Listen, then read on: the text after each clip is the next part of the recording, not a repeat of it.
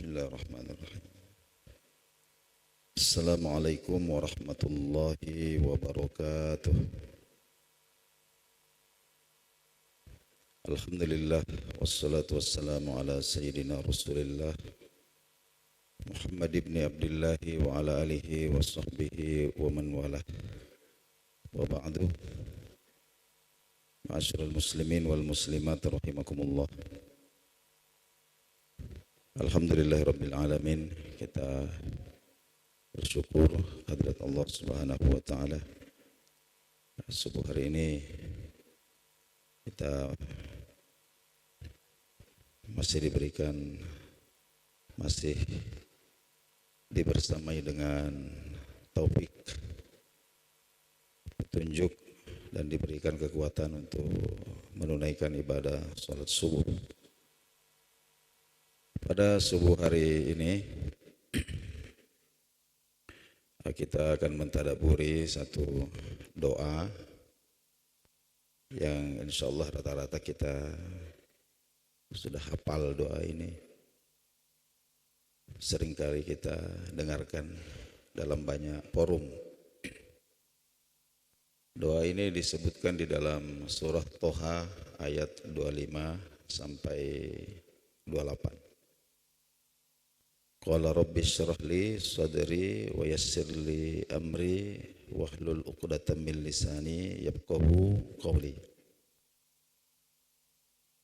Kita tahu bahwa hampir sebagian besar surat Toha itu membicarakan secara detail tentang dakwah Nabi Musa alaihissalam kepada Fir'aun. Dan ayat yang ke-24 sampai 28 ini merupakan bahagian yang tidak terpisahkan dari misi yang diemban oleh Nabi Musa dan Nabi Harun untuk berdakwah kepada Fir'aun, sekaligus membebaskan bangsa Israel dari perbudakan. Bapak-bapak, ibu-ibu, saudara-saudari sekalian, rahimakumullah. Jadi ketika Allah Subhanahu wa taala mengutus Musa alaihissalam, idhhab ila fir'auna innahu tagha. Berangkatlah kalian temui Fir'aun karena sesungguhnya dia itu sudah melampaui batas. Maka ketika itu Nabi Musa alaihissalam kemudian berdoa kepada Allah. Qala, Musa kemudian berkata, maksudnya itu berdoa, Rabbi, ya Allah Tuhanku, isyrah li sadri, lapangkanlah dadaku. Wa yassir li amri, mudahkanlah urusanku. Wahlul 'uqdatam min lisani, dan uraikanlah atau lepaskanlah ikatan yang membelenggu lisanku. Yafqahu qawli, agar orang-orang yang mendengarkan dakwahku ini bisa memahami apa yang saya ucapkan. Kira-kira seperti itu makna letter like-nya. Akan tetapi kalau kita perhatikan atau kita telisik doa ini, ada 4 permintaan Nabi Musa di dalam doa yang singkat ini. Yang pertama adalah kelapangan dada. Kelapangan dada. Kemudian yang kedua adalah kemudahan di dalam urusan. Yang ketiga adalah kepasihan lisan. Ya, kepasihan ketika berbicara. Dan yang keempat adalah pemahaman dari pendengar. Nah, itu kira-kira 4 isi daripada doa yang singkat ini. Tapi yang menarik adalah kenapa kemudian Nabi Musa alaihissalam memilih untuk meminta kepada Allah Subhanahu wa taala 4 perkara ini. Yang pertama adalah kelapangan dada. Bapak, Ibu, saudara-saudara sekalian, Nabi Musa dan Fir'aun itu bukan dua pribadi yang tidak mengenal sebelumnya. Boleh kita katakan bahwa Fir'aun ini adalah bapak asuh dari Nabi Musa alaihissalam. Sejak bayi diasuh di dalam istana Fir'aun. Kita sudah mengetahui bahwa Nabi Musa ketika bayi itu masih menyusu, ada genosida besar-besaran ya di kalangan Bani Israel oleh Fir'aun. Nah, jadi semua bayi laki-laki itu kemudian dibunuh ya, karena alasan yang sangat subjektif sekali ya, karena kepercayaan kepada peramal. Jadi Fir'aun ini diberitahukan oleh peramalnya bahwa akan lahir seorang bayi dari Bani Israel yang akan mengguncang istananya. Nah, jadi untuk mencegah itu, lalu kemudian dilakukanlah genosida besar-besaran ini. Jadi semua bayi laki-laki yang lahir pada waktu itu semuanya dibunuh. Dan Musa alaihissalam ini karena kudrah Allah Subhanahu wa taala, ini kemudian diselamatkan dengan cara yang paling ekstrim, yaitu dihanyutkan di sungai oleh ibunya sendiri. Nah, kita tentang bagaimana perasaan ibunya ketika menghanyutkan Nabi Musa itu juga ada di dalam Al-Quran di surah yang lain.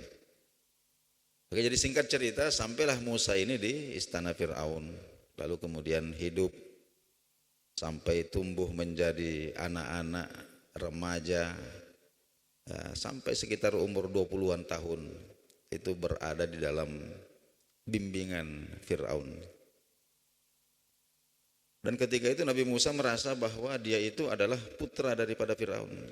Dia belum tahu kalau dia itu adalah bangsa Israel. Dia merasa orang Kipti, orang penduduk asli Mesir.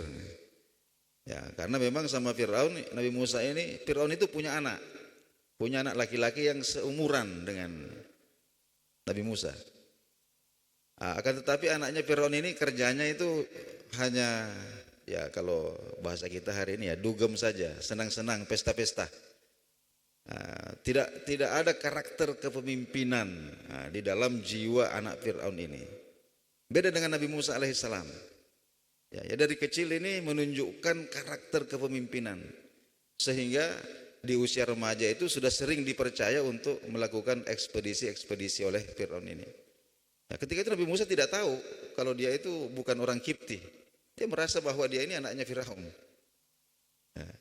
Sampailah kemudian tiba masa, jadi ini bahagian daripada rencana Allah Subhanahu wa taala untuk mendidik, atau karena Nabi Musa ini dipersiapkan untuk melakukan tugas yang besar, yaitu menyelamatkan Bani Israel dari perbudakan. Kita tahu bahwa kedatangan bangsa Israel ke Mesir itu bermula ketika Nabi Yusuf alaihissalam diangkat menjadi pejabat tinggi. Di situ kemudian ada eksodus besar-besaran dari bangsa Israel ke Mesir, dan mereka menjadi, katakanlah, kelompok atau klan yang berpengaruh, banyak yang menjadi pejabat. Tapi seiring dengan pergantian waktu kemudian, ketika tiba masa Paroh atau Ramses ini, mulai dari Ramses I, ini kemudian bangsa Israel ini nasibnya berubah menjadi 180 derajat. Jadi dia tadinya banyak yang jadi pejabat, banyak yang jadi konglomerat, menguasai perekonomian dan lain sebagainya. Kemudian mereka ditekan. Ya, jadi secara pengaruh politiknya itu dihilangkan. Sehingga kemudian mereka bahkan pada puncaknya di zaman Ramses III ini, di zaman Nabi Musa alaihissalam ini, bangsa Israel kemudian diisolir di satu kamp yang mirip pengungsian. Di situ kemudian mereka dijadikan sebagai budak pekerja. Inilah salah satu misi Nabi Musa alaihissalam untuk membebaskan ini. Dan jumlahnya ketika itu para sejarawan kita mencatat bahwa Nabi Musa itu membawa bangsa Israel ya, menyeberang Laut Merah dari Mesir menuju ke Palestina, itu jumlahnya tidak kurang dari 1 juta orang. 1 juta. Ini tugas berat ini Pak. Kita bisa bayangkan bagaimana caranya mengevakuasi 1 juta orang, tidak ada pesawat, tidak ada kapal, berjalan kaki menyeberang laut. Ini bukan tugas mudah ini. Nah, oleh karena itu, disinilah kemudian kita memahami bagaimana psikologi Nabi Musa alaihissalam ketika ya, dan kita tahu bahwa kenapa kemudian Nabi Musa itu meninggalkan Mesir di waktu mudanya itu karena kasus pembunuhan yang tidak disengaja. Ya, jadi ketika Nabi Musa itu sudah mengetahui bahwa ternyata dia ini bukan anaknya Firaun, ternyata dia ini bukan orang Kipti, ternyata dia ini berasal dari bangsa yang diperbudak ini, dari Bani Israel ini. Nah, tapi ketika itu dia belum bisa mengambil keputusan, saya pergi atau tinggal gitu. Karena di satu sisi ya dia ada hutang budi kepada Ramses. Ya. Bagaimanapun ini adalah bapak asuhnya yang membesarkannya dengan baik. Tapi di satu sisi dia juga kasihan dengan bangsanya ini. Ini belum dilantik menjadi nabi. Akhirnya terjadilah satu peristiwa yang pernah kita ceritakan sebelumnya itu, bahwa terjadi perkelahian ya, antara orang Kipti, orang Mesir dengan Bani Israel.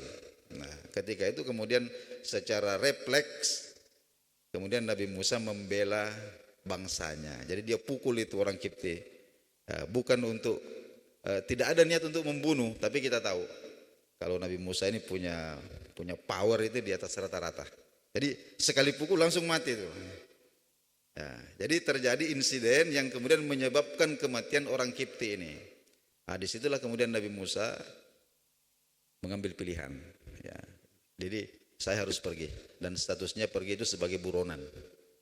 Nah, akhirnya kemudian beliau berjalan sampailah di suatu negeri yang bernama Madian. Nah, ini sekarang Madian itu ada di provinsi Tabuk, Saudi Arabia. Nah, kita bayangkan perjalanannya Nabi Musa alaihissalam berjalan kaki itu, Pak. Ya. Nah, di sana bertemu dengan Nabi Syuaib. Nah, kemudian dijadikan menantu. Kita sudah pernah membahas ini sepintas pada doa Nabi Musa yang pertama kemarin. Nah, kemudian ketika masa, karena maharnya itu adalah menggembalakan kambing Nabi Syuaib, jadi dinikahkan dengan putrinya dengan mahar menggembalakan kambing selama 8 tahun. Ya, setelah selesai 8 tahun itu kemudian tibalah masa ketika ini diceritakan dalam surah Toha, diceritakan dalam surah An-Naml, ketika Nabi Musa itu melihat api, ya, lalu dipanggil. Kemudian diangkat menjadi rasul, diberikan mukjizat, ya, tongkatnya bisa berubah menjadi ular. Kemudian ketika beliau mengeluarkan tangannya dari saku, keluar cahaya. Nah, setelah itu kemudian sampailah kepada perintah itu bahwa izhab ila fir'aun, pergilah engkau temui Fir'aun, ya, temui Fir'aun, innahu tagha, karena sesungguhnya sudah lama dia itu melampaui batas, ya, sampai mengaku sebagai Tuhan. Dan tentu kita pahami kondisi psikologi Nabi Musa alaihissalam ketika disuruh untuk menemui Fir'aun. Jadi ini bukan sosok yang asing, ini bapak angkatnya. Ya. Ketika itulah beliau merasa perlu, ya Allah, ini berat. Saya kembali ke Mesir itu, status saya itu masih buron. Belum selesai kasusnya itu, masih ada di pengadilan itu, belum disidangkan pembunuhan ini. Kemudian yang kedua, mendakwai bapak angkat saya itu hampir mustahil. Hampir mustahil. Jadi raja besar, bahkan disembah oleh penduduk Mesir. Tapi namanya perintah. Nah, karena itulah kemudian Nabi Musa memohon ini, Rob, ya Allah, ishrah li sadri, ya, lapangkanlah dadaku agar mudah melaksanakan tugas ini. Ya. Wa yassir li amri, dan mudahkanlah urusanku. Apa urusannya Nabi Musa? Urusannya itu adalah membebaskan Bani Israel. membebaskan. Bagaimana caranya? Tidak ada gambaran. Tidak ada gambaran. Tapi satu yang dimiliki oleh Nabi Musa alaihissalam adalah keyakinan. Ya. Makanya kita baca dalam surah Asy-Syura itu ketika Nabi Musa ini sudah membawa bangsa Israel ini meninggalkan Mesir, kemudian ternyata Fir'aun ini yang awalnya memberikan izin, kemudian dibisiki lagi oleh para menteri-menterinya bahwa ini tidak boleh dibiarkan. Kalau 1 juta pekerja ini kamu lepaskan, kita tidak bisa membangun bangunan-bangunan besar lagi dengan murah. Nah, kita tahu bahwa bagaimana piramida-piramida Mesir itu, yang menjadi alas daripada piramida-piramida Mesir itu adalah ribuan atau mungkin puluhan ribu nyawa orang-orang Palestina yang dipekerjakan situ. Jadi kalau 1 juta ini pergi, kita mau bagaimana? Siapa yang mau mengerjakan proyek-proyek besar kita ini dengan gratis? Seperti itu pemikirannya. Akhirnya kemudian Ramses mengejar. Dan ketika hampir terkejar, ini sudah terlihat di belakang, sementara di depan ini laut. Maka orang-orang Israel ini mengatakan inna lamudrakun. Ya, kita baca dalam surah Asy-Syura, kita pasti tertangkap, tidak bisa lagi. Di depan lautan, mereka sudah di belakang, kita tidak punya, kita pasti tertangkap. Tapi apa kata Nabi Musa? Kalla, tidak. Inna li rabbi, saya punya Allah, sayahdin, Allah akan memberikan petunjuk kepada saya. Dan ketika itulah kemudian Allah mengatakan pukulkan tongkatmu di laut itu. Kemudian laut ini membelah menjadi 2 sehingga terbentanglah jalan sampai di seperti itulah. Jadi wa yassir li amri, mudahkan urusanku. Kemudian wahlul 'uqdatam min lisani. Nah, ini juga bagian yang penting. Ya Allah, hilangkanlah atau lepaskanlah belenggu lisanku ini. Nabi Musa alaihissalam itu, bapak-bapak, saudara-saudara sekalian, ini beliau kalau berbicara ini agak gagap. Agak gagap. Jadi seringkali apa yang beliau ucapkan itu tidak terlalu jelas. Kenapa? Karena beliau ini kalau bahasa kita cadel. Jadi lidahnya itu tidak seperti kebanyakan. Nah, ini karena ada insiden ya dalam Qasasul Anbiya itu disebutkan bahwa ketika beliau itu masih bayi, merangkak begitu, pernah satu ketika Nabi Musa itu tarik janggutnya Fir'aun, tarik keras, ya, sampai Fir'aun marah. Fir'aun mengatakan, inilah mungkin anak ini yang diramalkan akan menghancurkan kekuasaan saya. Ya, kenapa dia tarik janggut saya ini? Masa ada bayi-bayi ini menarik janggut ini keras sekali. Inilah mungkin ini anak ini yang. Kemudian istrinya mengatakan, tidak, kita tidak bisa memastikan itu. Jangan kau bunuh dia. Nah, akhirnya dalam kitab itu disebutkan, riwayat itu disebutkan bahwa dilakukanlah satu tes, ya, tes. Jadi bayi Musa yang masih merangkak ini kemudian ditaruh di depannya ada bara api, kemudian ada roti. Ya. Nanti kemudian dia dibiarkan merangkak untuk memilih. Kalau dia memilih roti, berarti ini anak pintar, gitu. Dan Fir'aun akan bunuh. Kalau dia pilih roti, dia dibunuh. Tapi kalau dia pilih bara api, dia selamat. Bayangkan, Fir'aun itu ya gilanya seperti itu. Anak bayi itu dites begitu. Akhirnya kemudian Nabi Musa alaihissalam, ya tentu secara naluri ini anak-anak ini ya ada refleks alaminya tentu untuk menghindari bahaya tuh. Kalau begitu mendekati bara api ini kan rasanya panas. Ya. Tapi begitulah Allah Subhanahu wa taala ingin menyelamatkan Nabi Musa karena memang disiapkan untuk sesuatu yang besar. Akhirnya dalam riwayat itu disebutkan bahwa ketika Musa itu hendak mengambil roti itu tangannya itu dibelokkan oleh Jibril. Jadi dia ambil itu bara api kemudian dia kasih masuk di dalam mulutnya. Itulah yang kemudian menyebabkan lidahnya itu bermasalah. Ya, jadi ada sejarahnya seperti itu, Pak. Nabi Musa alaihissalam. Makanya beliau mengatakan wahlul uqdatam min lisani. Ya, lepaskanlah belenggu daripada lidahku ini, yafqahu qauli, agar orang-orang yang saya ajak bicara itu bisa memahami dengan baik apa yang saya ucapkan. Dan itu mungkin beliau belum merasa cukup. Kemudian beliau meminta kepada Allah satu hal, waj'alli waziran min ahli. Ya, saya minta ada partner. Ya Allah, ada partner dari keluarga saya. Siapa itu? Harun akhi. Itu Harun saudaraku itu. Ya, tolong utus juga dia jadi nabi. Jadi Nabi Harun itu menjadi nabi itu karena proposalnya Nabi Musa. Jadi proposalnya Nabi Musa sampai kemudian Nabi Harun ini juga menjadi nabi. Itu. Jadi kemudian Bapak-bapak dan saudara-saudara sekalian, jadi lalu kemudian kita memahami satu hal, bahwa doa ini sering dipakai kalau orang mau ceramah. Ada anak mahasiswa mau ujian di hadapan dosen pembimbing, ini pasti wiridnya itu Rabbi syrah li sadri wa yassir li amri wahlul 'uqdatam min lisani. Ya, ada apa namanya? Ada negosiasi bisnis, mau apa namanya? Ada mau kesepakatan besar, bacanya pasti Rabbi syrah li sadri wa yassir li amri wahlul 'uqdatam min lisani yafqahu qouli. Mau datang ke rumah pejabat berbicara, mungkin bawa proposal atau bagaimana, itu Rabbi syrah li sadri wa yassir li amri.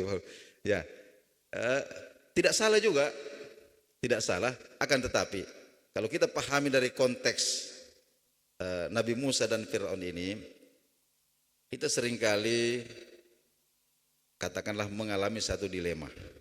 Ketika kita kemudian ada orang yang begitu berjasa dalam kehidupan kita. Ya, ada orang yang berjasa dalam kehidupan kita. Mungkin bapak angkat kita atau orang yang membantu kita di saat kita kesulitan. Di satu sisi, tapi di sisi yang lain, orang yang kita hormati ini berada di jalan yang tidak benar. Di situ kemudian integritas kita itu diuji. Bisakah kita memisahkan antara kasih sayangnya Fir'aun kepada Musa di masa kecilnya ini dengan kebengisannya, ya, yang menganiaya orang banyak ini. Lalu kemudian bisakah kita datang lalu menyampaikan kepadanya kebenaran? Ya, inilah konteks daripada doa itu. Jadi ketika ada orang yang berjasa kepada, bisa jadi itu orang tua kita. Kita sudah disekolahkan jauh-jauh ke Mesir belajar agama. Tapi kita pulang ke rumah, ternyata orang tua kita ini masih membawa sesajen ke tempat-tempat keramat.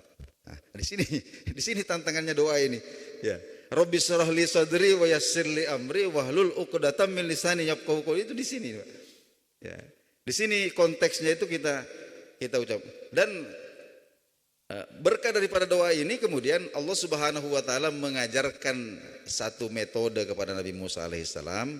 Allah mengatakan pada lanjutan surat Toha ayat 44, ayat yang ke-44, Allah kemudian mengatakan faqula lahu qaulan layyina. Ya, ingat ya. Satu kuncinya, nanti kalau kalian ketemu Fir'aun berbicara jangan emosi, jangan nada keras, jangan nada tinggi, tapi berbicaralah dengan ungkapan, dengan ucapan yang lemah lagi lembut, layyina. Nah ini, akhirnya bapak-bapak dan saudara-saudara sekalian, inilah doa, entah doa yang keberapa ini kita tadabburi. Rabbi syrah li sadri wa yassir li amri wahlul 'uqdatam min lisani yafqahu qauli. Mudah-mudahan bermanfaat. Hadanallahu wa iyyakum. Wassalamualaikum warahmatullahi wabarakatuh.